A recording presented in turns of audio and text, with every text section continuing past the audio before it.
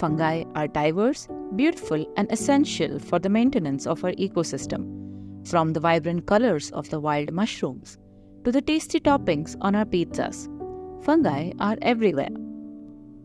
But despite their beauty, they can cause serious problems for our health and well-being. Think about mold creeping on your house wall, or even worse, how they devastate our food crops. One such fungus is Fusarium oxysporum, a soil-dwelling species complex that attacks virtually all our crops, causing a devastating disease known as vascular wilt. This disease has a long history of destruction, especially in crops like tomatoes, bananas, melon, and chickpea. Back in the 1950s, Fusarium caused a wipeout of the Gros Michel banana variety, where none of the bananas survived. But there was one variety, the Cavendish variety that we know of today, that survived that breakout, and that was the Panama disease breakout. But even now, this Cavendish variety is still not safe from Fusarium's hands. It has a more virulent strain that's come up. There isn't really a solid solution at present. Slash agriculture, where the top layer of the soil is burned, isn't an option, as it disrupts the native microbiome and is highly unsustainable.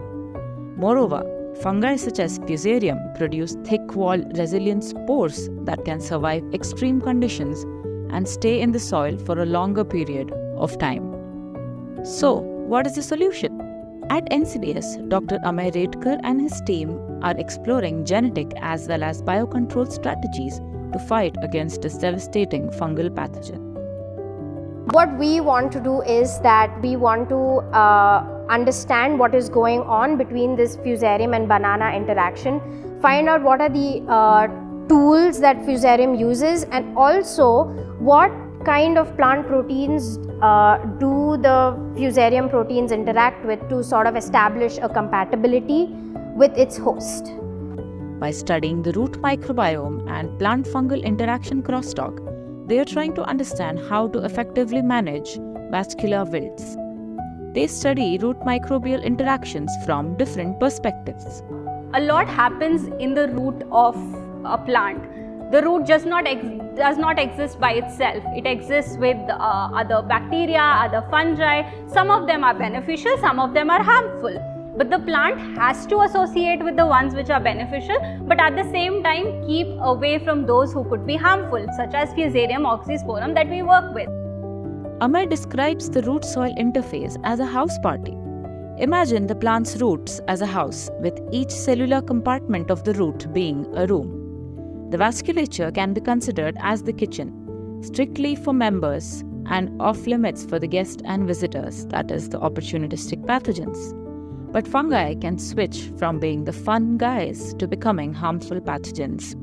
Pathogens such as Fusarium oxysporum cross the boundary and crash the kitchen to cause systemic infection through the plant's circulatory system. When we talk about fungal toolkit, we are essentially talking about most likely proteins which the fungus uses to enter a potential host body. Now you can compare it to, for example, you have skin, which is a defense barrier for your body. Now, if any microbe for that matter has to enter your system, it has to break through the outer layers of your body to get inside. Similarly, a fungus also has to do the same thing when it tries to infect the plant.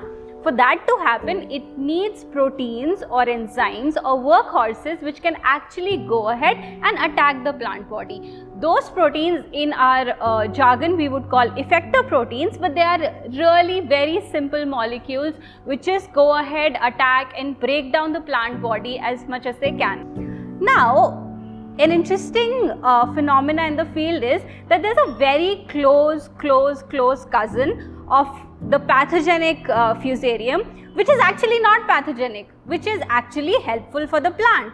Now, how does a plant differentiate between an incoming fungus as a good fungus and an incoming fungus as a bad fungus? How does that recognition happen, especially when they are so similar? The root-soil interface is an incredibly complex system, hidden underground and out of sight from our naked eyes. So how does Amey and his team study this intricate environment? It's impossible to pluck a plant out of the soil and study the interactions with the microbes on a day-to-day basis. Hence, we are developing a soil-free gel-based system that's transparent. Now, this transparent gel allows us to study the interactions between the microbes and the roots, and this gives us a deeper understanding of the interactions between the pathogen and the host. Understanding these evolving root microbial ecosystems and the relationships between fungi and plants is crucial to developing new control strategies to prevent these emerging fungal diseases like vascular wilts.